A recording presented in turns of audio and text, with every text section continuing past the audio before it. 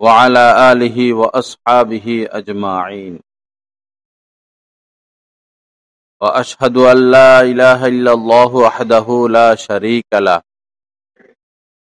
وأشهد أن محمدا عبده ورسوله أما بعد عن ابن عباس رضي الله تعالى عنه قال قال رسول الله صلى الله تعالى عليه وسلم نعمتان مغبون فيهما كثير من الناس الصحة والفراغ أو كما قال عليه الصلاة والسلام أستغفر الله الذي لا إله إلا هو الحي القيوم وأتوب إليه اللهم صل على سيدنا ومولانا محمد وعلى آل سيدنا ومولانا محمد وبارك وسلم আল্লাহ পাক জাল্লা জালালুহু আমাদের সবাইকে মাফ করে দেন। দ্বীনের সহি বোঝ আল্লাহ আমাদের সবাইকে নসিব করে দেন। হিংসা বিদ্বেষ থেকে আমাদেরকে বেঁচে থাকার তৌফিক দান করেন। আত্মার সমস্ত রোগ থেকে রব্বুল আলামিন আমাদেরকে হেফাজত করেন। নবীজির একখানা হাদিস শরীফ আমি পাঠ করলাম। হযরত আব্দুল্লাহ ইবনে আব্বাস রাদিয়াল্লাহু তাআলা আনহু থেকে বর্ণিত, হুজুর পাক সাল্লাল্লাহু আলাইহি সাল্লাম বলেন যে নি'মাতানে, এমন দুইটি নিয়ামত রয়েছে, মাগবুনুন ফীহিমা কাসীরুম মিনান নাস, যে দুইটি নিয়ামতের ব্যাপারে অধিকাংশ মানুষ ক্ষতির সম্মুখীন। নিয়ামত আল্লাহ পাকের পক্ষ থেকে, নিয়ামত সম্পদ, দৌলত, অনেক বড় দৌলত, কিন্তু অধিকাংশ মানুষ এই দুইটা নিয়ামতের ক্ষেত্রে ক্ষতির সম্মুখীন, অর্থাৎ কাজে লাগাচ্ছে না। এই দুইটা নিয়ামতকে পেয়েও কাজে লাগায় না। ফীহিমা কাসীরুম মিনান নাস, সেটা হচ্ছে আস-সিহহাতু ওয়াল ফারাগ। প্রথমটি হচ্ছে সুস্থতা, দ্বিতীয়টি হচ্ছে অবসর সময়। সুস্থতা এবং অবসর সময়। একজন মানুষ, তাকে এটা চিন্তা করতে হবে, সে সারা জীবন সুস্থ থাকবে না। সুস্থ অসুস্থ নিয়ে জিন্দেগি। আর জান্নাতে গেলে কোনো মানুষ কোনোদিন আর অসুস্থ হবে না। অসুস্থতা শুধু দুনিয়াতেই। দুনিয়াতে আল্লাহ পাক অসুস্থতার নিয়ামত না দিলে, অসুস্থতা না দিলে সুস্থ থাকা যে কত নিয়ামত, এটা আমরা বুঝতাম কিভাবে? তো অসুস্থ সুস্থ নিয়ে জিন্দেগি, বিশেষ করে শেষ জীবনে যখন অসুস্থতা মানুষকে ঘায়েল করে, তখন আর মন মতো সব কাজ করা যায় না। বিশেষ করে ইবাদত বন্দিগি ওইভাবে আর করা যায় না। ওযু রাখতে পারে না, বয়স হলে ওযু রাখতে পারে না, প্রস্রাব ধরে রাখতে পারে না অনেকেই। এরপরে সূরা কেরাত মনে থাকে না, পায়ে হেঁটে মসজিদে আসতে পারে না, লম্বা সময় নামাজে দাঁড়াইতে পারে না, অনেকে তো নিচে বসতে পারে না। কত সমস্যা। এবং আমাদের মুসলমান ভাইদের মধ্যে একটা ভুল এরকম যে হজ তো শেষ বয়সে করা লাগে, হজ করতে হয় শেষ বয়সে। অনেক বড় ভুল ধারণা যে এত অল্প বয়সে কিসের হজ, তুমি জোয়ান মানুষ কিসের হজ, এটা ভুল কথা। হজ ফরজ হয়ে গেলেই হজ করে ফেলতে হবে, এটার সাথে বয়সের সাথে কোনো সম্পর্ক নাই। হজ ফরজ হওয়ার জন্য বয়সের সাথে কোনোই সম্পর্ক নাই। যখনই হজ ফরজ হবে তখনই করে ফেলতে হবে। বালেগ হওয়ার পর যদি আসা যাওয়ার মতো ভাড়া থাকে আর এই কয়দিন তার পরিবার চলবে, এই লোকের উপরে হজ ফরজ। হোক তার বয়স 15 বছর, হোক তার বয়স 16 বছর, এখনই তাকে হজ করে ফেলতে হবে। না হলে ফরজের একটা বোঝা মাথায় নিয়ে এসে চলতেছে, তার উপর ফরজ হয়ে রইল, কিন্তু সে সেটা আমল করতেছে না। বিদেশে এক গাড়ি চলে, বিদেশিরা সিগন্যাল মানে, তো সিগন্যাল দিল, লাল লাইট জ্বললো, সবাই থেমে যাবে, হুকুম মানতে হবে, পুলিশ টুলিশ থাকে না। তো কোন ড্রাইভার যদি লাল লাইট দেখেও গাড়ি চালাইয়া দেয়, চালাইতে পারবে, কিন্তু সে সরকারের নজরে পড়ে গেছে, অটোমেটিকলি তার মোবাইলে মেসেজ চলে আসবে, অথবা পুলিশ এসে তারা ধরবে। প্রথমে মেসেজ আসবে, মামলা এত টাকা জরিমানা। সে যদি তাও না মানে, পরে পুলিশ এসে তারা অ্যারেস্ট করে ফেলবে।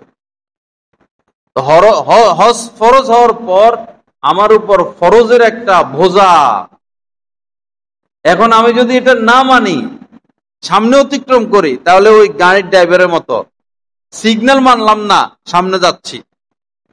এই ড্রাইভার সাহেবের উপর যেভাবে যে কোনো সময় সরকারের পাকড়াও যেভাবে এসে যেতে পারে, ঠিক হজ ফরজ হওয়ার পরে হজ করলো না, তো যে কোনো মুহূর্তে তার উপর যে কোনো বিপদ চলে আসতে পারে।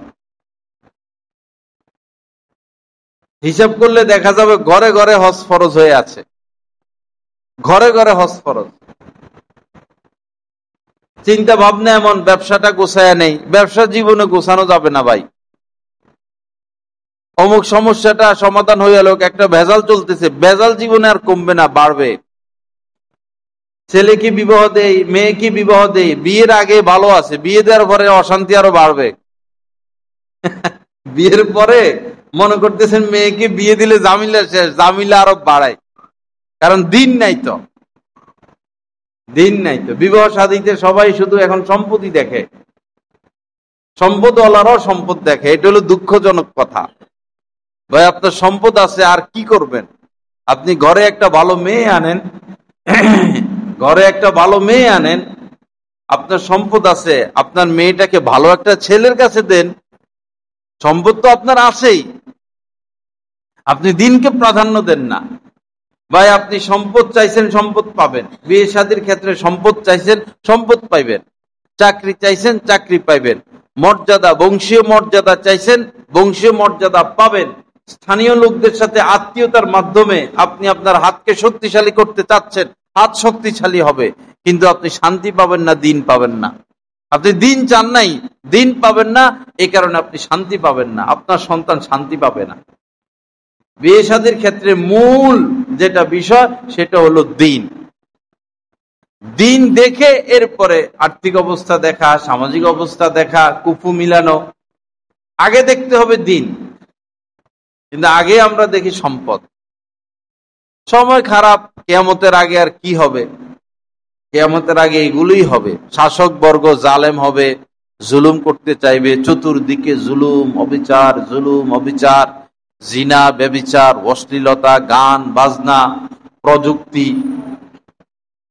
প্রযুক্তি সহজ করে, কিন্তু প্রযুক্তি মনের মধ্যে শান্তি দিতে পারে না। এসির কারণে শান্তি লাগতেছে শরীরে, কিন্তু ভিতরে যে একটা জ্বালা, বিভিন্ন কারণে, পারিবারিক কারণে হোক, নাফরমানের কারণে হোক, ভিতরের কষ্টটা এসি কখনো দূর করতে পারবে না।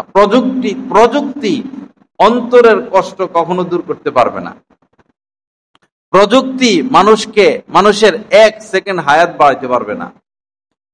আমাদের দেশে লাইফ সাপোর্ট আছে, আমাদের দেশে এগুলা, বিদেশে শয়তানি নাই, এদেশে শয়তানি। এই শেষ মারাই গেছে নাকি, পরে লাইফ সাপোর্টে নিয়ে যায়, লক্ষ লক্ষ টাকা বিল উঠতেছে। ধনীরা যারা কামাইছে এই পথে এই পথে, তাদের তো গেলে অসুবিধা নাই, যে পথে কামাইছে সে পথে যাবে। গরিবরা কোথায় থেকে দিবে?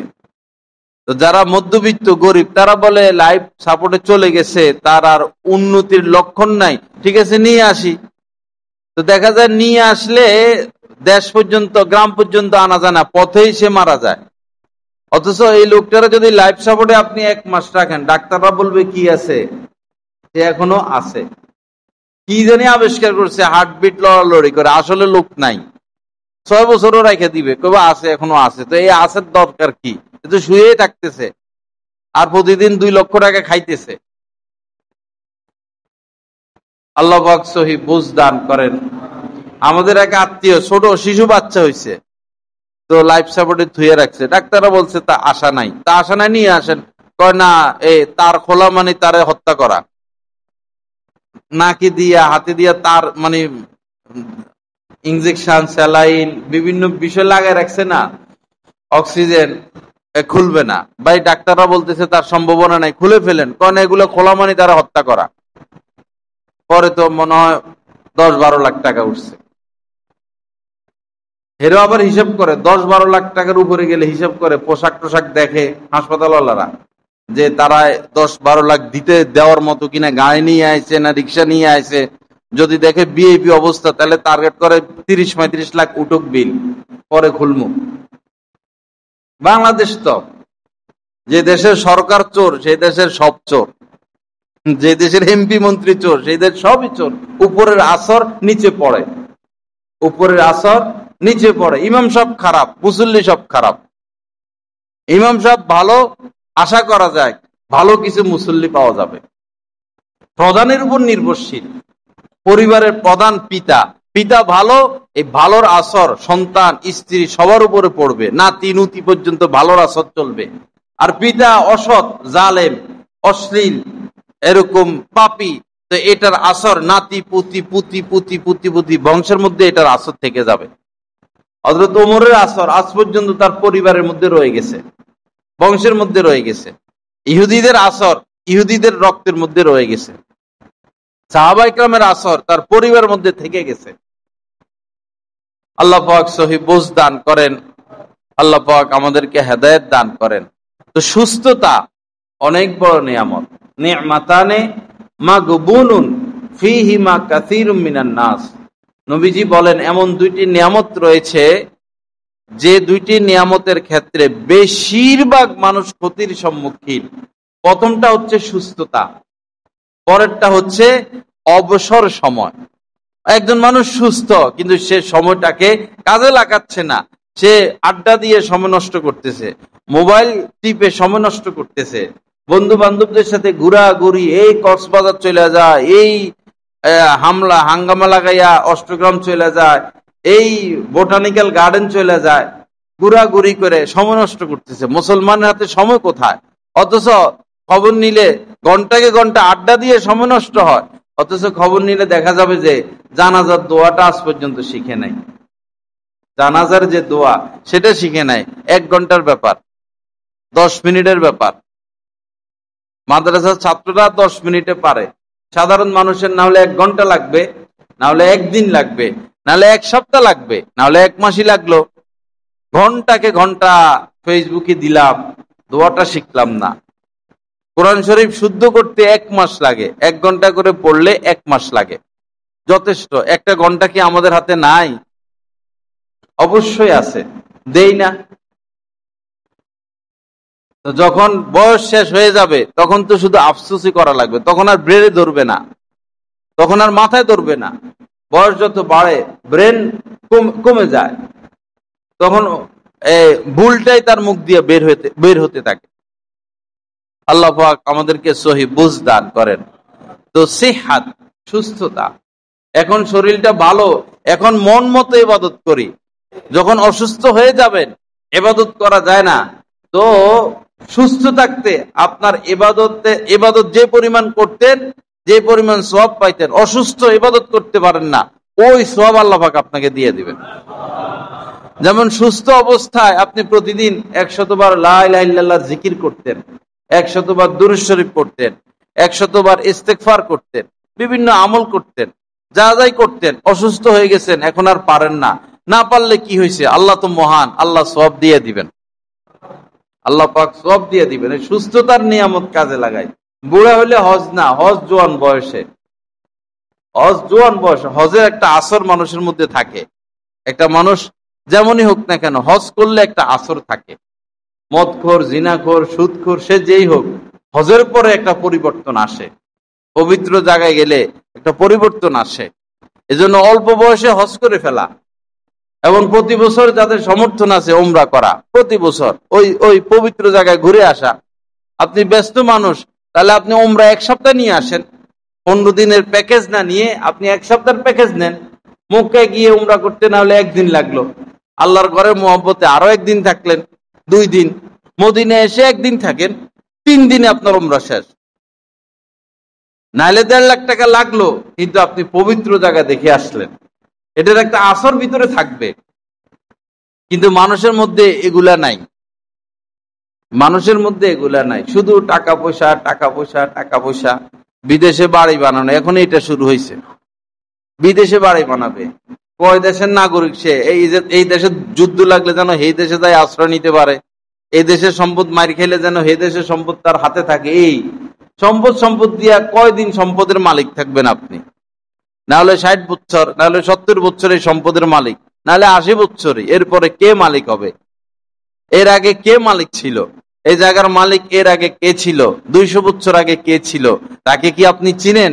আপনি এখন মালিক, ভালো কথা। 200 বছর পরে আপনি যে মালিক ছিলেন, কেউ বিশ্বাস করবে আপনি এই জায়গা ফিরে পাবেন? এটা কি সম্পদ? কি একটা জল্পনা কল্পনা। মৃত্যুর চিহ্ন যখন প্রকাশ পেয়ে যায়, হালতে গড়গড়া যখন শুরু হয়ে যায়, দীর্ঘ নিঃশ্বাস যখন আসে, চোখ বড় হইতে থাকে, তখনই মরা লাগে না, তখনই সম্পদের মালিক সন্তান হয়ে যায়, তখনই সম্পদের মালিক সন্তান হয়ে যায়। অথচ আপনি জীবিত, আপনার এখনই হাত খালি। আপনি জীবিত, এখনই আপনার হাত খালি। জীবনে যা করছেন এখনই শেষ। এরপরে এখন যদি আপনি ইমান আনেন, সেটাও আর কবুল হবে না। কারণ সে এখন ইমান তো বিল গায়েব আনতে হয়, না দেখে। এখন সে অনেক কিছু দেখে। পাপী হইলে আযাবের ফেরেশতা দেখে, নেককার হইলে রহমতের ফেরেশতা দেখে। এখন আর ইমান গ্রহণযোগ্য না, ইমান আনতে হয় না দেখে। তো সারা জীবন কি করলাম, এখন কি নিয়ে যাচ্ছি? হাজার আফসোস করব, কাজ হবে না। হাজার আফসোস করব ভাই, কাজ হবে না। বেশি ছুটাছুটি, দৌড়াদৌড়ি, বেশি মাথা খেলাইলে এদের ব্রেন স্ট্রোক হয়। মাথা বেশি দৌড়াদৌড়ি করলে পরে পাগল হয়ে যায়। ব্রেন ফ্যান যেটা বেশি চলে, এটা কয়েল পুড়ে যায় না, এটাই তো স্বাভাবিক। মাথা বেশি, যারা বেশি দৌড়াদৌড়ি, ছুটাছুটি, এই ঢাকা, এই চট্টগ্রাম, এই রাজশাহী, এই খুলনা, বসার সময় নাই, ঘুমানোর সময় নাই, আরামের সময় নাই, স্ত্রী সন্তানকে সময় দেওয়ার সময় নাই, আলেম ওলামাদের কাছে যাওয়ার সময় নাই, দিনের কাজ সময় নাই। পরে তো বড় ধরনের রোগ তাদের হয়ে যায়। ভাই আরামে থাকা ভালো, আরামে থাকেন, সাধ্য অনুযায়ী কাজ করেন। হ্যাঁ, নিজের শরীর দেখতে হবে, স্বাস্থ্য দেখতে হবে। নিজের শরীরের উপরও নিজের হক আছে, নিজের শরীরের উপরে নিজের হক আছে। নিজের শরীরের হক আদায় করতে হবে। নিয়মিত মাথায় তেল দেওয়া, ভালো জিনিস খাওয়া। হযরত হাজী এমদাদুল্লাহ মুহাজির মক্কি রহমতুল্লাহ বলতেন যে কেউ যদি নিয়মিত মাথায় তেল ব্যবহার না করে আর দুধ পান না করে, আর এই কারণে যদি তার ব্রেন শুষ্ক হয়ে যায়, শেষ জীবনে কোনো কাজে আসে না, কিছু মনে থাকে না, আল্লাহর কাছে তাকে হিসাব দিতে হবে কেন সে তার ব্রেনের কদর করলো না। পা ফেটে যায় আমাদের, পা ফেটে যায়। আপনি আপনার পায়ের কদর করলেন না কেন? পা ফাটলো কি জন্য? এটা তো আপনার না, আপনাকে আল্লাহ দিছেন, এটার কদর করা দরকার ছিল। শরীরের কদর করা, হাত পায়ের কদর করা, চোখের কদর করা, জবানের কদর করা, ব্রেনের কদর করা, এগুলো আল্লাহ পাক দিছেন আমাদেরকে। এগুলোর হেফাজত করতে হবে, যথাযথ দায়িত্ব পালন করতে হবে। কিন্তু মানুষ ওই যে নেশা, যার ক্ষমতার নেশা, ক্ষমতা ছাড়া কিছু বুঝে না। চেয়ারম্যান হওয়াই লাগবে, নাহলে মইরেই যাবে। মেম্বার হওয়াই লাগবে, মইরেই যাবে। নেশা হয়ে গেছে যার, নেশা টাকা, নেশা বস, টাকা ছাড়া সে আর কিছু বুঝে না। যার নেশা সুনাম, সারাদিনই কেমনে ভাইরাল হবে, কেমনে কি করবে, সুনাম সুনাম সুনাম, সুনামের পিছনে জীবন দিয়ে দেয়। আবার কার নেশা যে সমাজের মানুষ আমাকে ভালো জানুক, বুজুর্গ জানুক, আল্লাহর ওলি জানুক। কার নেশা এটা, এইটার পিছে লাগছে যে সমাজের মানুষ যেন আমার আল্লাহওয়ালা জানে, সেজদা দিয়া কপাল ঘষে, যেন কপালের জায়গা কালা হয়। কত শয়তানি যে মানুষ জানে। হজ করে আইসা যেন সবাই আমার হাজী সাহেব কয়। বিভিন্ন ভাবে ধর্মীয় কেন্দ্রিক বড় হইতে চায়, ধর্মীয় কেন্দ্রিক ভালো হইতে চায়। এগুলোর দরকার নাই তো ভাই। এগুলোর কোনো দরকার নাই। আপনি আল্লাহর কাছে ভালো হয়ে যান। আল্লাহর কাছে যদি আপনি ভালো হন, আপনি যদি আল্লাহ পাকের প্রিয় হন, আল্লাহ আপনারে নিচে রাখবে। আল্লাহ তো আপনারে সবার উপরে উঠাইয়া দিবেন। সে বড় পীর আব্দুল কাদের জিলানী রহমতুল্লাহ আলাই কার কাছে ভালো হইতে গেছেন? উনার লেখা কিতাবও তো নাই সমাজের মধ্যে, উনার লেখা কিতাবও নাই, তো উনি কেন সবার উপরে? আল্লাহর সাথে সম্পর্ক ওই রকম করছেন, আল্লাহ কিয়ামত পর্যন্ত উনারে সবার উপরে রাখবে। কিয়ামত পর্যন্ত আল্লাহ উনাকে সবার উপরে রাখবে। উনার জামানা কত রাজা বাদশা ছিল, উনার পরে কত রাজা বাদশা ছিল, কই তারা? তারা কই? তাদের সম্মান কোথায়? তাদের ইজ্জত কোথায়? কে তাদেরকে চিনে? কে তাদেরকে কদর করে? আল্লাহ পাক সহি বুঝ দান করেন। আল্লাহ পাক আমাদেরকে দিন মোতাবেক চলার তৌফিক দান করেন। আল্লাহর কাছে যদি কেউ প্রিয় হয়, আল্লাহ যদি কাউকে প্রিয় হিসেবে গ্রহণ করেন, আল্লাহ কি করেন? জিবরিল আমিনকে ডাকেন, ডেকে বলেন যে ওরে জমিনের ওরে আমি মহব্বত করি, পছন্দ করি, তুমি তার মহব্বত করো। ফেরেশতাদের কামে এটা, যেটা শুনবে সেটা মানবে, এর বিপরীত তারা করতে পারে না। সাথে সাথে জিবরিল আমিন তার মহব্বত শুরু করে দিবে। আর আল্লাহ যদি আমাদের কারো ডাকে বলতো যে ওরে আমি মহব্বত করি, তুমি তারা মহব্বত করো, তো আমি দেখবো যে সে আমার দলের না আরেক দলের। যদি সে আমার দলের হয়, ও ঠিক আছে ঠিক আছে ঠিক আছে। আর যদি হে দলের হয়, জুতা নিয়ে খাড়াইয়া যাবো। আল্লাহ আল্লাহ রাসূলের হুকুম আমাদের বাঙালিদের সামনে পরে, আগে হইল কি? দল। হাজার ওয়াজ করে কাউকে ফিরানো যায় না, এমন গাথা গাচ্ছে দলের প্রেম। আজীব কারবার, আশ্চর্য। কি হবে? কেমনে আল্লাহর প্রেম আপনাদের ভিতরে আসবে? দলীয় লোকের প্রেম এমন ভাবে বসাইছেন। লা ইলাহা ইল্লাল্লাহ, লা ইলাহা ইল্লাল্লাহ। আল্লাহ পাক সহি বুঝ দান করেন। অথচ এই রাষ্ট্রীয় প্রধানদের কারণে লক্ষ লক্ষ মানুষ শেষ। কি কারণে রাশিয়া ইউক্রেনের সাথে যুদ্ধটা লাগায় রাখলো? রাশিয়ার লক্ষ লক্ষ সৈনিক শেষ, একটা সৈনিকের সাথে একটা পরিবার, তার মা, তার স্ত্রী, তার সন্তান। তোমাদের জিদাজিদির কারণে লক্ষ লক্ষ মানুষ শেষ, ইউক্রেনের হাজার হাজার লক্ষ লক্ষ সৈনিক শেষ, একটা সৈনিকের সাথে একটা পরিবার। কেন তোমরা জিদাজিদি করে যুদ্ধটা লাগিয়ে রাখলা? সৈনিকরা অসহায়, তারা জিদাজিদি করে দেশ শেষ করে, লক্ষ লক্ষ মানুষের হুমকি। কিন্তু এই গাদার দলেরা ওই হেদেরকে ভালোবাসবে। দলীয় প্রধান, দেশপ্রেম কারো মধ্যে আমি দেখি না তো বাংলাদেশে। কে দেশকে ভালোবাসে? দল নিয়ে ব্যস্ত সব। আপনার দায়িত্ব আপনার দেশকে ভালোবাসা। আপনি এই দেশের আকাশ ব্যবহার করেন, আপনি এই দেশের জমিন ব্যবহার করেন, আপনি এই দেশের আলো বাতাস ব্যবহার করেন। এই দেশ থেকে আপনার রিজিক, এই দেশে আপনার জন্ম, এই দেশে আপনি দাফন হবেন। আপনার উচিত হলো দেশকে ভালোবাসা। আপনি আছেন দল নিয়া, মরে নেন, মরেন, পরে দেখা যাবে আর কি। দল কই নেই আপনাদেরকে, মরে নেন, সব হিসাব দিতে হবে। দলীয় লোকদের সমস্ত অপকর্মের হিসাব আপনার থেকেও নেওয়া হবে। এত অপকর্ম জেনেও কেন তাদেরকে মহব্বত করতে তোমরা? আল্লাহ পাক সহি বুঝ দান করেন। আমরা আমাদের দেশকে ভালোবাসবো। দেশের উপকার যার দ্বারা হবে তাকে আমরা ভালোবাসবো, দেশের ক্ষতি যার দ্বারা হবে তার সাথে আমরা নাই। এটা হলো সুন্দর কথা। আপনি জান দিয়ে ফ্যাক্টরি খুলছেন, আপনার সমস্ত সম্পদ ব্যয় করে একটা ফ্যাক্টরি খুলছেন, এটাই আপনার শেষ, এটাই আপনার শুরু। এখন আপনার এই ফ্যাক্টরি যে পরিচালনা করবে, আপনি কি এই ক্ষেত্রে আপনার দলের লোক দেখবেন না যোগ্য লোক দেখবেন? দলের লোক একটা বসাই দিচ্ছেন ম্যানেজার, হে করে চুরি, এ করে ডাকাতি, এ থাকে সারাদিন ঘুমাইয়া, সারাদিন মোবাইল টিপে। আপনি কি তারা রাখবেন? লাথি মেরে বাইর করবেন। আপনার ফ্যাক্টরি যার দ্বারা ভালো চলবে, আপনি অবশ্যই একজন লোক, যোগ্য লোক দিবেন। আপনার এখান থেকে আয় রোজগারের ব্যাপার আছে, বহু কিছু আছে। এই ব্যাপারটাই আমরা রাষ্ট্রের সাথে বসাই দেই না, এই ব্যাপারটাই রাষ্ট্রের সাথে বসাই দেই। লা ইলাহা ইল্লাল্লাহ। আল্লাহ পাক সহি বুঝ দান করেন। আল্লাহ পাক আমাদেরকে আমাদের অন্তরে আমাদের এই দেশের প্রতি প্রেম দান করেন। বিদেশে একটা গাছের পিছে সরকার কত খরচ করে একটা গাছের পিছনে, আর এই দেশে একটা গাছ লাগাই দিলে হয়ে যায়। আপনি পানিও দেওয়া লাগবে না, জীবনে সারও দেওয়া লাগবে না, এমনি হয়ে যায়। কি সুন্দর দেশ! শীতের সময় অতিরিক্ত শীত নাই, গরমের সময় অতিরিক্ত গরম নাই। এই দেশে সব উৎপন্ন হয়। এই দেশে মাছে ভরা, গ্যাসে ভরা, তেলে ভরা। কি সুন্দর, কি উর্বর দেশ, কতগুলো নদী, সাগর, কি নাই এই দেশে।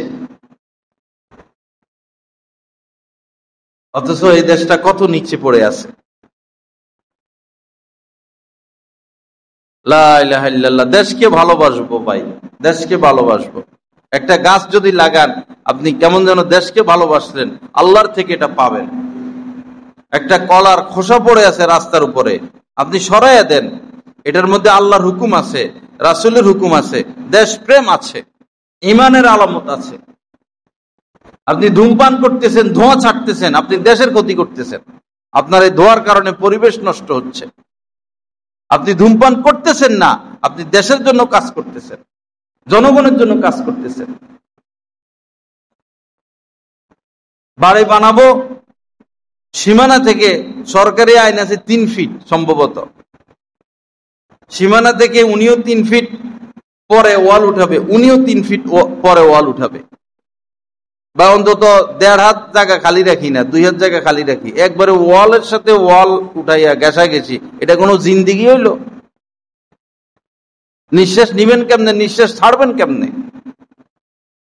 মন এত সংকীর্ণ কেন আমাদের? একটা হাত ছাড়লে কি হয়? কবরে নিয়ে যাবেন। যে একটা হাত ছাড়লেন না, কবরে নিয়ে যাবেন। এখন কিন্তু নিঃশ্বাস ছাড়তেও পারেন না, নিতেও পারেন না, আলোও ঢুকে না, বাতাসও ঢুকে না, গন্ধ হয়ে থাকে। বিভিন্ন বাসা বাড়িতে গেলে গন্ধ, ওই যে ঘেঁষা ঘেঁষি ওয়াল, বাতাস ঢুকে না। বড় বড় ব্যাংকের মালিক যে মরছে, কয় টাকা নিয়ে গেল? মনকে প্রশস্ত করি, সুখে থাকি, শান্তিতে থাকি, আরামে থাকি, ভালো খান, ভালো পোশাক পরেন, ভালো বিছানায় ঘুমান, সব কামাইয়া কামাইয়া ব্যাংকে, সব কামাইয়া কামাইয়া ব্যাংকে, সব কামাইয়া কামাইয়া ব্যাংকে। তো কার জন্য কামান, কার জন্য জমান? আপনার নিজের, আপনার সম্পদ আপনার কাজে আসতেছে না। আপনি ভালো একটা জুতা পরেন না, ভালো একটা জামা পরেন না, ভালো কিছু খান না, তো এই সম্পদ দিয়ে আপনি কি করবেন ভাই? আপনার সম্পদ আপনারই তো উপকারে আসে না। ছেলে মেয়ের দায়িত্ব তো আল্লাহ নিছেন, নাহানু নারযুকুকুম ওয়া ইয়্যাহুম, তোমাদেরকে আমি খাওয়াই, ছেলে মেয়ে নিয়ে টেনশন করো না, ওদেরকে আমি খাওয়াবো। অনেক এর আগেও আমি এটা বলছিলাম, হযরত আব্দুল্লাহ ইবনে ওমর ইবনে আব্দুল আজিজ, যাকে দ্বিতীয় ওমর বলা হয়, দ্বিতীয়বার তিনি ইনসাফ কায়েম করেছিলেন। তো বেশি দিন থাকতে পারেন নাই, আল্লাহ রাখেন নাই। খলিফা হওয়ার পরে তো রাষ্ট্র পরিচালনা করছেন, মারা যাবেন তো গায়ের মধ্যে পুরান জামা আর কি, মৃত্যুর আগে সবাই এসে দেখা করতেছে, গায়ে পুরান জামা। পরে শ্যালক গিয়ে বোনের কাছে বললো, উনার স্ত্রীর কাছে, যে ভাইকে সবাই দেখতে আসতেছে দেশ বিদেশ থেকে, একটা ভালো পোশাক পরায় দাও। কি একটা গায়ে দিয়ে শুয়ে রয়েছে। তো বলল, তোমার ভাইয়ের এর থেকে ভালো পোশাক নাই। রাষ্ট্রপ্রধান, সন্তান 11টা ছেলে উনার, হযরত ওমর ইবনে আব্দুল আজিজ রহমতুল্লাহ আলাইহির 11 সন্তান, সন্তানের নামে 1% জায়গাও নাই, কিছুই নাই। পরে উনার এক কাছের বন্ধু এসে বসলো, দোস্ত তো কি করলা তুমি, রাষ্ট্রপ্রধান, খলিফা, তোমার ছেলেরা চলবে কেমনে, খাবে কি? তোমার ক্ষমতা শেষ তো, সবই শেষ। আগের যারা খলিফা ছিল তারা তো তাদের সন্তানদের জন্য অনেক সম্পদ রেখে গেছে, তুমি কি করলা, এরা চলবে কেমনে? এই অসুস্থ লোকটা একটু পরে মারা যাবে, এই অসুস্থ মানুষটা এমনি করে বসে গেছে ছোঁয়ার থেকে। অহুয়া ইয়াতাওয়াল্লাস সলিহিন, এই আয়াত তেলাওয়াত করে অহুয়া ইয়াতাওয়াল্লাস সলিহিন এ কথা বলে বসে গেছে যে যারা নেককার, নেককারদের অভিভাবক স্বয়ং আল্লাহ। নেককারদের বরণ পোষণ সর্ববিষয় দায়িত্ব খোদ আল্লাহ পাকের হাতে। আমার সন্তানরা যদি নেককার হয়ে থাকে তা আমার সম্পদ দিয়ে যাওয়ার কোনো প্রয়োজন নাই, আল্লাহ তাদেরকে চালাবেন। আর আমার সন্তান যদি বক্তার হয়, পাপী হয়, অসৎ হয়, সারা দুনিয়ার মালিকও যদি আমি তাদেরকে বানায়া দিয়ে যাই তো তারা ভালোভাবে চলতে পারবে না, তাদের রিজিক থাকবে না, তারা নষ্ট ভ্রষ্ট বংশের কলঙ্ক তারা বয়ে আনবে যদি তারা নেককার না হয়। তো দেখা গেল হযরত ওমর ইবনে আব্দুল আজিজ রাহমাতুল্লাহ আলাইহি দুনিয়া থেকে চলে গেলেন, কোনো সম্পদ নাই। পরবর্তী রাষ্ট্রপ্রধান আসলেন, খলিফা হলেন। এখন বিভিন্ন রাষ্ট্রে রাষ্ট্রে গভর্নর বসাবেন। যেমন ইরাকে গভর্নর দেওয়া লাগবে, যোগ্য লোককে খুঁজতে খুঁজতে খুঁজতে খুঁজতে, ওই সময় তো আর আমাকে বাঙালিদের মতো এরকম দলাদলি নেই, যোগ্য লোক খুঁজতেন। যোগ্যকে যোগ্য তো শুধু একজনই, কে? সে সাবেক খলিফার বড় ছেলে, তারা খলিফা বানাই দিচ্ছেন গভর্নর। আরেক দেশের গভর্নর দরকার, কে যোগ্য কে যোগ্য কে যোগ্য, খোঁজাখুঁজি, ওই যে সাবেক সেই খলিফার দ্বিতীয় ছেলে, তারা গভর্নর বানাই দিচ্ছেন। একে একে একে একে একে একে 11টা ছেলে রেখে গেছেন, যোগ্য নেককার আল্লাহওয়ালা 11 সন্তান রেখে গেছেন। পরবর্তীতে 11 ছেলে 11 রাষ্ট্রের গভর্নর হয়ে গেছে। ঘটনা বর্ণনাকারী বলেন যে আমি দেখেছি পূর্বের যারা খলিফা ছিল অগাধ সম্পদ রেখে গেছিল, তাদের সন্তানদেরকে ভিক্ষা করতে আমি দেখেছি। আর ওমর ইবনে আব্দুল আজিজ সন্তানদেরকে সম্পদ দিয়ে যান নাই, শিষ্টাচার দিয়ে গেছেন। প্রত্যেকটা সন্তান এক এক রাজ্যের গভর্নর হয়ে গেছে। ইতিহাস থেকে শিক্ষা নিতে হয় ভাই, ইতিহাস থেকে শিক্ষা নিতে হয়। লা ইলাহা ইল্লাল্লাহ, আল্লাহ পাক সহি বুঝ দান করেন। তো বলতেছিলাম নি'মাতানে মাকবুনুন ফীহিমা কাসীরুম মিনান নাস আস-সিহহাতু ওয়াল ফারাগ, দুইটি এমন বিশেষ নিয়ামত যে নিয়ামতের ক্ষেত্রে অধিকাংশ মানুষ ভুলের মধ্যে আছে। একটা হলো সুস্থতা, আর একটা হলো সময়, অবসর সময়। আল্লাহ পাক তো কত কিছুরই কসম খাইতে পারতেন, কোরআনে কারিমে কত কিছুর কসম খেয়ে তিনি কথা বলতে পারেন, কসমের তো প্রয়োজন নাই, আল্লাহ পাকের কথা তো কথাই। এরপরও আল্লাহ পাক সময়ের কসম খাচ্ছেন, ওয়াল্লাহ আসর, আমি সময়ের কসম খাচ্ছি। তো সময়ের কসম খেয়ে তিনি কথা বলেন, তার মানে সময় কত গুরুত্বপূর্ণ। এর দ্বারা বুঝাচ্ছেন যে সময়ের কত গুরুত্ব, যে রব্বুল আলামিন সময়ের কসম খেয়ে কথা বলেন। আফসোস, বর্তমানে অতীতের চেয়ে বর্তমানে মানুষ সময় নষ্ট করে বেশি। আগে মানুষ এত বেশি সময় নষ্ট করতো না। বাচ্চারা দুপুরে খাওয়াইয়া আমাদেরকে যে খাওয়াইতেন আমাদের মা, খাওয়ার পরে আর কেউ ঘরে নাই, সব ফুটবল নিয়ে মাঠে। এরপরে সাঁতার কাটতাম আমরা 1 ঘন্টা 1.5 ঘন্টা। আগে মানুষ সময় নষ্ট, সাঁতার কাটলে তো সময়টা কাজে লাগলো, সতর ঢেকে যদি খেলে তো সময়টা কাজে লাগলো, ব্যায়াম হইলো। বসে বসে গেমস খেললে তো সময়টা নষ্ট হইলো। আগের জামানার মানুষ সময় তো নষ্ট করতো না, সময়টা কাজে লাগাইতো। মহিলারা এই যে বর্ষাকালে কাজ করতে পারে না, কাজ কম, তখন ওই বিছনা বানায়, চাটাই এটা বানাইতো। এরপরে হাতের কাজ করতো, অবসর থাকতো না, একটা না একটা কাজ করে। কোনো কাজ নাই মহিলারা, কোনো কাজ নাই। কি করব, 2-3 আসে, একজন আরেকজনের মাথার উকুন খোলে। সিরিয়ালে একজন সামনে আর পিছে আর একজন, উনার উকুন উনি খোলে, উনার উকুন উনি খোলে, উনার উকুন উনি খোলে, 5-7 জন সিরিয়াল দিয়া উকুন খোলাগুলি। সময় নষ্ট করতো না। মুফতি শফি সাহেব রহমতুল্লাহ আলাইহি, যিনি মারিফুল কোরআনের লেখক, উনার ছেলে বর্তমান বিশ্বের সেরা মুফতি তাকি উসমানী দামাত বারাকাতুহু। উনি বাথরুমে গেলে সময়কে এত কাজে লাগাইতেন। বাথরুমে আছেন, এখন তো বাহ্যিকভাবে কোনো কাজ নাই, তো সময় তো নষ্ট হচ্ছে, তখন বদনা পরিষ্কার করতেন, বসে বসে আশপাশ পরিষ্কার করে দিতেন। মুফতি শফি সাহেব রহমতুল্লাহ আলাইহি যখন রিকশায় উঠতেন হাতে কিতাব থাকতো, কারণ এখন তো আর কোনো কাজ নাই, রিকশায় বসে থাকাই কাজ, বসে বসে কিতাব মোতালা করতেন। মুফতি তকি উসমানী দামাত বারাকাতুম, আল্লাহ পাক ওনার হায়াতে বরকত দান করেন, সারা বিশ্ব তিনি সফর করছেন। এমন একজন মানুষ সারা বিশ্ব সফর করছেন, আনাসে কানাসে তিনি গেছেন। ওনার পাসপোর্ট 1 সপ্তাহ পরে পাসপোর্ট এটা শেষ, সিল ভরতে ভরতে একদিনে 2-3 রাষ্ট্র উনি সফর করছেন। তো উনি এই যে বিমানে বসে থাকেন লম্বা সময়, অবসর থাকে না, কিতাব মোতালা করে, হয় লেখে অথবা পড়ে। স্ত্রী নিয়ে বিভিন্ন রাষ্ট্রে যাইতেন, স্ত্রীর সাথে থাকতো। স্ত্রী বড় মানে বাচ্চারা বড় হওয়ার পর তো স্ত্রীকে তিনি সময় দিতে উনার স্ত্রী একবার সাংবাদিককে বলছেন যে আপনার স্বামী আপনার সাথে জীবন কাটায় কিভাবে, সফরে যান, হজরে থাকেন। তো উনি বলছেন সবকিছু, যে আপনার স্বামীর দ্বারা এত খেদমত কিভাবে হলো। শত শত কিতাব মুফতি তাকি উসমানী দামাত বারাকাতুম লিখছেন, এমন এমন ইসলামী সমস্যার সমাধান দিয়েছেন, মাসআলা যে সমাধান ইতিপূর্বে মুফতিরা দিতে পারে নাই।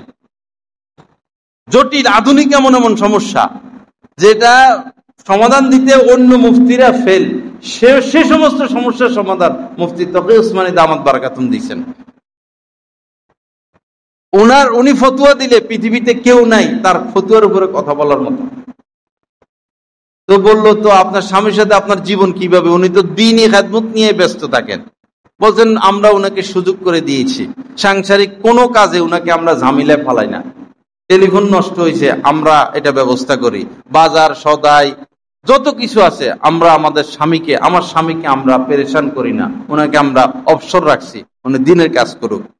যখন সফর করি তো তিনি বিমানে আমার পাশে বসেই উনি কিতাব মোতালা নিয়ে ব্যস্ত, আমি একটা কোরআন শরীফ রাখি, আমি কোরআন শরীফ তেলাওয়াত করতে থাকি। সফরে গেলে 7 দিনের সফর, তো উনি আমাকে 1 মিনিট ভালো করে সময় দিতে পারেন না। 7 দিনের মধ্যে 6 দিন তিনি ব্যস্ত থাকেন, একদিন তিনি কোনো প্রোগ্রাম রাখেন না, একদিন শুধু আমাকে দেন, একদিন শুধু আমাকে দেন, আমাকে নিয়ে এদিক সেদিক ঘুরতে যান। আর 6 দিন তিনি আমাকে সময় দিতে পারেন না। বাসার মধ্যে এরকম নিয়ম করে নিছেন। লা ইলাহা ইল্লাল্লাহ। তো কিভাবে তারা সময়কে কাজে লাগায়? বিমানে বসে আছেন, সময় নষ্ট করতেছেন না, মোতালা নিয়ে ব্যস্ত। বাথরুমে গেছেন, বদনা পরিষ্কার করতেছেন। আল্লামা ইবনে হাজার আসকালানী রহমতুল্লাহ আলাইহি বুখারী শরীফের ব্যাখ্যা গ্রন্থ তিনি লিখেছেন।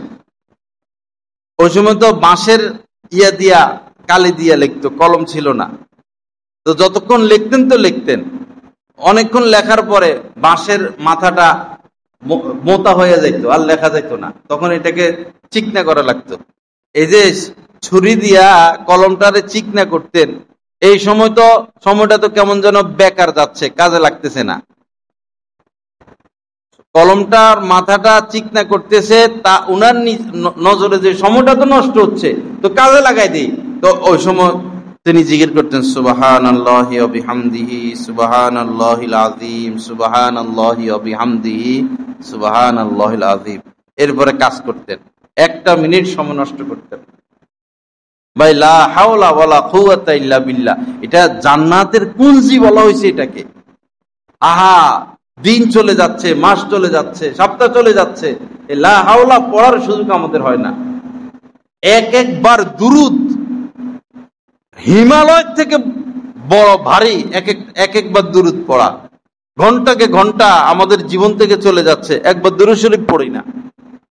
এগুলো বড় দুঃখজনক কথা। শুধু রাজনীতি, শুধু আলাপ সালাপে ব্যস্ত। হজে আর উমরা যায় আর কি, যায় আর ওই নষ্টামের কাজে ব্যস্ত। এই হোটেল আগে দিছে, হোটেল পরে দিছে, এর গলা টিপে ধরমু, এর মেরে ফেলামু, এর অফিস জ্বালাইয়া দিমু, সব হাড্ডি দিতেছে। কিসের হজ আর উমরা না? এরা তো হজ নষ্ট করে যাইয়া, সবাই তো হজ নষ্ট করে যাইয়া ওইখানে যাইয়া হজ উমরা নষ্ট করে। এখন এক কাফেলা যাবে, হেরা আগে নষ্ট করে দিছে।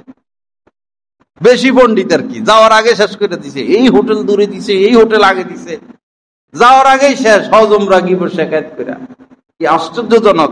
তোমরা খাইতে যাইতেছ আর ঘুমাইতে যাইতেছ, আল্লাহর দেশে, আল্লাহ রাসূলের দেশে খাওয়ার জন্য যাইতেছ? নাদানেরা, ভিক্ষুকের দলেরা, না খাইয়া থাকো তোমরা, ওখানে ঘুমানোর জন্য যাইতেছ?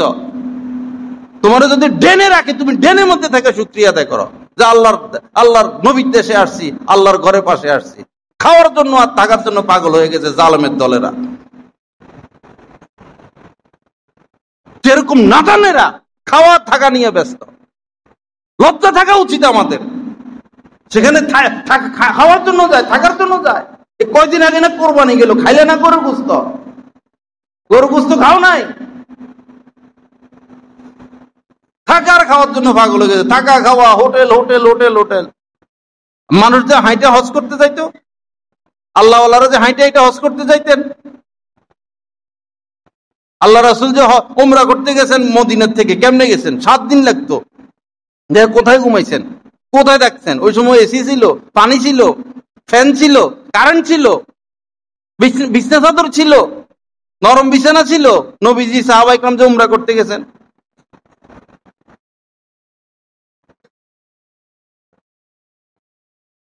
করবে এজেন্সির মালিকরা এরকমই করবে। এটা আপনি আপনার আমল ধরে রাখবেন না। আপনি তো আপনার আমল ধরে রাখবেন, তাকওয়া ধরে রাখবেন, তো সেখানে যাই আর লাভ কি? কত সুন্দর ব্যবস্থা হয়েছে এখন হজ উমরা। এর বড় বান্দাদের শুকরিয়া নাই। সেই ওই সময় যখন ইরাকের বাদশার মেয়ে স্ত্রী কি যেন ইরাক থেকে পানির ব্যবস্থা করে দিছে, খাল কাইটা, সে আরাফার ময়দান পর্যন্ত পানি ছিল না। আরাফার ময়দানে কি কষ্ট ছিল ওই সময় আরাফায় অবস্থান করা, আর এখন তো এসি লাগাই দিছে, এরপরে শুকরিয়া নাই। এই রোদ্রে কিভাবে হযরতে হাওয়া সেখানে জীবিত ছিলেন? কি খাইছেন তিনি, কি পান করছেন, কোথায় কারণ ছিল, কোথায় এসি ছিল? ওই সময় গাছপালাও তো নাই, আল্লাহ চালাইছেন না? হযরত ইব্রাহিম আলাইহিস সালাম যে স্ত্রী সন্তানকে রাইখা, ওই সময় তো কাবা ঘরও মানে এরকম অজুদি ছিল না, রাইখা যে চলে যাচ্ছেন, হাঁটতে আছেন। হযরতে হাজেরা পিছনে পিছনে যে আপনি কোথায় যাচ্ছেন, কোথায় রেখে যাচ্ছেন আমাদেরকে? এখানে গাছপালা নাই, তরুলতা নাই, পানি নাই, মানুষ নাই, আলোর ব্যবস্থা নাই, থাকার ব্যবস্থা নাই, আমাদেরকে এই শিশু নিষ্পাপ বাচ্চাকে রেখে আপনি কোথায় যাচ্ছেন? কোনো শব্দ নাই, আওয়াজ নাই। তো হাঁটছেন, তো হাঁটতে আছেন, পিছনের দিকে তাকানোর সময় নাই। পরে স্ত্রী বুঝছেন ব্যাপারটা ভিন্ন কিছু, বলছেন এটা কি আল্লাহর হুকুম? এতটুকু বলছেন আল্লাহর হুকুম, আল্লাহর হুকুম। তখন স্ত্রী কি ঝগড়া করছেন যে স্বামী, কিসের স্বামী আপনি, আমাদেরকে এভাবে বিপদে রেখে যাইতেছেন? কিসের স্বামী আপনি? কোনো কথা তো বলেন না, বলছেন তাহলে আল্লাহই আমাদের জন্য যথেষ্ট। বিপদে রেখে গেছেন, একটা কলও তো দিয়ে যান নাই, একটা খেজুরও দিয়ে যান নাই, এক বোতল পানিও দিয়ে যান নাই, 1 ঘন্টা থাকার মতো ব্যবস্থা করে যান নাই। ইব্রাহিম আলাইহিস সালাম চলে যেতেছেন, আল্লাহর ঘরের পাশে পড়ে আছে। সেই বিবি হাজেরার যে ছুটাছুটি দৌড়াদৌড়ি পানির জন্য আল্লাহর কাছে এমন পছন্দ হয়েছেন, কিয়ামত পর্যন্ত সবার উপরে এটা জরুরি করে দিয়েছেন, যাও তোমরাও দৌড়ো। হাজেরার দৌড় আমার কাছে এত প্রিয়, এত ভালো লাগছে, তোমাদের উপর জরুরি করে দিলাম, তোমরা এখন দৌড়তে থাকো। আল্লাহ হাজেরার জন্য ব্যবস্থা করে দিছেন না? কি আশ্চর্য মক্কার ইতিহাসগুলো! কেমনে আসছেন হযরতে হাওয়া হাইটা হাইটা এত দূর থেকে? হযরতে আদম আলাইহিস সালামের ব্যাপারে যে উনি হয়তো শ্রীলঙ্কার দিকে অবতরণ করছেন, তো কেমনে গেছেন তিনি সেই এত দূর? আগে তো হাইটা যাইতো মানুষ, উঠে করে যাইতো। বাংলাদেশ থেকে যাইতে 6 মাস লাগতো হজে, আসতে 6 মাস, অর্ধেকের বেশি ফিরে আইতো না, অর্ধেকের বেশি ফিরে আসতো না। সেটা ছিল হজ উমরা। আর এখন শুধু থাকা খাওয়া নিয়ে জালেমের দলেরা পাগল হয়েছে, থাকা খাওয়া।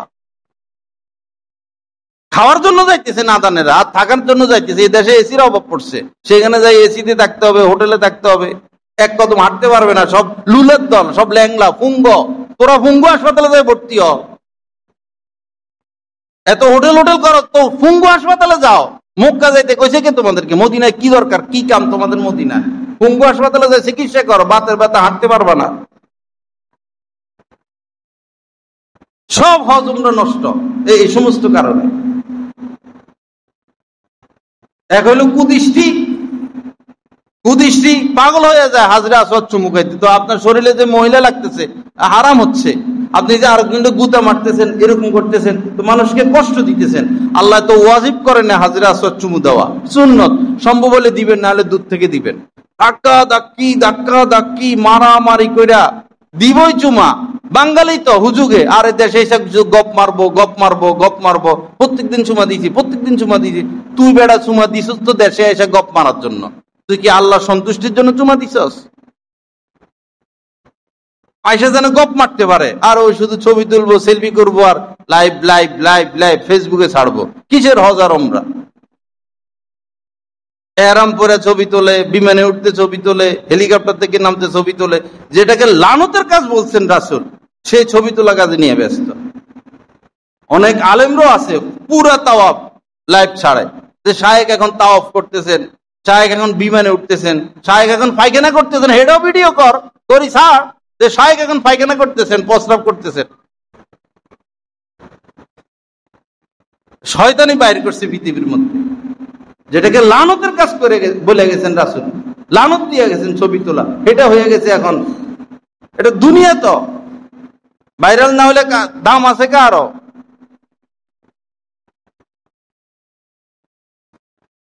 লা ইলাহা ইল্লাল্লাহ। আল্লাহ পাক সহি বুঝ দান করেন, আল্লাহ পাক আমাদেরকে মাফ করেন, আল্লাহ পাক এসলা নসিব করেন। এসলার সুযোগ কেউ দেয় না। তো মরিদ আছে হাজার হাজার, এসলা পছন্দ করব না, শুধু সবার সুনাম গাইতে হবে। একটা দোষ ধরে দিবেন, পরের দিন আর কমলপুরে ঢুকবো না। ধমক না খাইলে, আঘাতপ্রাপ্ত না হইলে এসলা হবে কিভাবে? আমরা তো মায়ের খেয়েছি শায়েখের কাছে যাইয়া, ধমক খাইছি, লাঞ্ছিত হয়েছি, অপমানিত হয়েছি। কারো কাছে অপমানিত হইতে হয়, লাঞ্ছিত হইতে হয়, কারো পায়ের নিচে নিজেকে মিটাইয়া দিতে হয়, তখন যে এসলা হবে। নাহলে তো ভিতরে অহংকার এটা বসে আছে, নফস এটা ভিতরে আছেই। যারা পরিমাণ অহংকার থাকলে জান্নাতে যাওয়া যাবে না। আমি কিছু, শয়তান তো ইবাদত কম করে নাই, তো শয়তান কেন শেষ হয়েছে? আমি কিছু। তারা বলছেন যে চেষ্টা করো, পরীক্ষা ছিল তার জন্য, সে ঘাম মোটা করে বসে গেছে। হ্যাঁ, আমি কি কম? আমি কি কম? 1000 বছর ধরে আমি ইবাদত করতেছি, সমস্ত নবীদের শরীয়ত আমি, এত জ্ঞান, এত এলেম আমার, আমি কেন সেজদা করব? শেষ। এক অহংকারের কারণে শয়তান শেষ, আর এক শয়তান শেষ হইয়া হাজার মানুষকে সে গুমরা করতেছে। ওই শয়তানের সেই গুণ আমাদের ভিতরে অহংকার। আমি কিছু, আমি চেয়ারম্যান, আমি মেম্বার। বহু মানুষ মসজিদে আসে না, এখানে আসে না। তা আমি বললাম আসেন না কেন? ওইখানে তো চেয়ার নাই, চেয়ারের কারণে আসে না। অথচ খাওয়ার সময় ঠাস করে বসে যায়, দাওয়াত টাওয়াতে গেলে যাই ঠাস করে বসে যায়। আল্লাহর ঘরে আসবে, এখানে বাহাদুরি, নিচে বসবে না, নিচে বসলে দাম কমে যাবে। উনি এই, উনি এই, উনি অমুক, উনি তমুক। শহরে যাইয়া দেখেন সব চেয়ার, সব চেয়ার। নিচে বসে না। আমি বাড়িওয়ালা, আমি নিচে বসি কেমনে? আমি কমিটির সম্মানিত সদস্য, আমি নিচে বসি কেমনে? আমি এলাকার নবাব, অমুক দলের সভাপতি, আমি নিচে বসি কেমনে? এ পদ লইয়া কবরেই যাও তোমরা। যে কোনোভাবে, যে ব্যক্তি কোনোভাবে নিচে বসতে পারবে, তার জন্য চেয়ারে বসা যায়, সে তাকে নিচে বসে নামাজ পড়তে হবে। চেয়ারে নামাজ পড়ার বিধান আছে। যিনি দাঁড়াইতে পারেন না, পড়ে যায়, এত অসুস্থ, রুকু দিতে পারেন না, পড়ে যায়, কোনোভাবে নিচে বসতে পারে না, হাঁটুতে ব্যথা, কোমরে ব্যথা, নিচে বসার সিস্টেমে নাই, সে চেয়ারে বসবে। কিন্তু যে দাঁড়ানোর ক্ষমতা রাখে, বসার ক্ষমতা রাখে না, মানে দাঁড়ানোর ক্ষমতা রাখে এবং নিচে যে কোনো ভাবে বসতে পারে, পা দুইটা কেবলার দিকে দিয়া হোক বা আসন পাইতা হোক, যেমনি হোক, যে নিচে বসতে পারে, তা সে যদি চেয়ারে বসে নামাজ পড়ে, তার নামাজ হবে না।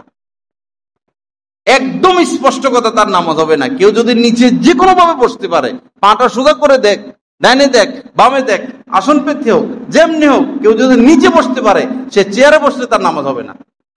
স্পষ্ট কথা। কিন্তু এই স্পষ্ট কথাটা শহরের মসজিদের খতিবরা বলতে পারে না। হুজুর যান, আল্লাহ ভরসা, বিদায়। সুদের বয়ান কোন মসজিদে চলে না এখন আর, সুদের বয়ান কোন মসজিদে চলে না। আমাদের এই জায়গার কমিটির সদস্যরা মাশাআল্লাহ আমাকে মহব্বত করে, আমি যা বলি যেমনি বলি সব চলে, সহযোগিতা করেন উনারা আমাকে, আল্লাহ উনাদেরকে যাজায় খায়ের দান করেন।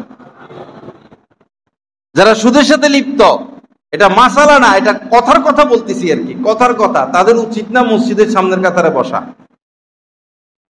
কথার কথা বলতেছি। তারা এতটা অপরাধী, কারণ তো তারা মায়ের সাথে জিনা করতেছে, মায়ের সাথে ব্যভিচারে যারা লিপ্ত, তারা যদি মসজিদের সামনের কাতারে এসে বসে, বিষয়টা কেমন লাগতেছে আপনার কাছে? তারা পিছনে বসবে, দূরে বসবে, তারা সমাজের মধ্যে মুখ দেখাবে না, তারা লজ্জিত থাকবে, ভাই আমরা অপরাধী, আমরা অপরাধী, আমরা অপরাধী, আমরা পিছনে থাকবো, আমরা দূরে থাকবো, আমরা মানুষের সামনে মুখ দেখাবো না, আমরা সুদের সাথে আমাদের লিপ্ত, জড়িত আমরা সুদের সাথে। আপনি তো আল্লাহর সাথে যুদ্ধ ঘোষণা করে বসে রয়েছেন যে সুদের সাথে লিপ্ত আছেন। তাদের উচিত না মসজিদের সামনের কাতারে আসেন, তাদের উচিত না মসজিদ মাদ্রাসায় টাকা দেওয়া, দিনী কাজে, কোনো দিনী কাজে আপনারা টাকা দিবেন না, দিতে হলে ভালোটা দিবেন, হালালটা দিবেন। মসজিদ মাদ্রাসায় দিতে হলে, দিনী কাজে দিতে হলে হালালটা দিতে হবে। লা ইলাহা ইল্লাল্লাহ। আল্লাহ পাক আমাদের সবাইকে মাফ করে দেন, সহি বুঝ দান করেন। বাবা সব সমস্যা কি বয়ান করবো কর, আমাদের মধ্যে সমস্যা, সব জায়গায় সমস্যা। কম্বলের ফসম টানাটানি শুরু করে দিলে কম্বল থাকবো, হে অবস্থা এখন দিনের। সর্ব অঙ্গে ঘা, মলম কোথায় লাগাবে, সে অবস্থা আমাদের, সব দিক সমস্যা। বাবা দলাদলি ছাড়াই দেশকে মহব্বত করি, আমার স্পষ্ট কথা, দেশকে মহব্বত করি। এই দেশ থেকে আমরা পাচ্ছি, দেশকে মহব্বত করি। আর জান্নাতে যাইতে হলে এই ওহাবি, এই সুন্নি, এগুলা না, নামাজটা ধরি আগে, ইমানটা আনি, নামাজটা ধরি, তাকওয়া ধরি। দলে যোগ দিতে হবে না। এই দলীয় এগুলো সৃষ্টি করে আমাদের মুসলমানদের মধ্যে, আমাদের মধ্যে ঘৃণা সৃষ্টি করে দিছে, আমাদের শক্তি দুর্বল করে দিছে। আমরা মুসলমান, এটাই আমাদের পরিচয়। ঈমান আনার পর সর্বপ্রথম কাজ নামাজ পড়া, যাকাত দেওয়া, হজ করা, রমজান মাসে রোজা রাখা, ইসলামের যে 5টি বুনিয়াদ, আগে এই বুনিয়াদের উপর আমল করি। দল করতে বলেন না আল্লাহ পাক, আল্লাহ পাক বলছেন কুনু রব্বানিয়িনা, সবাই আল্লাহওয়ালা হয়ে যাও, সবাই আল্লাহওয়ালা হয়ে যাও। কুনু রব্বানিয়িনা, সবাই আল্লাহওয়ালা হও, মুত্তাকি হও।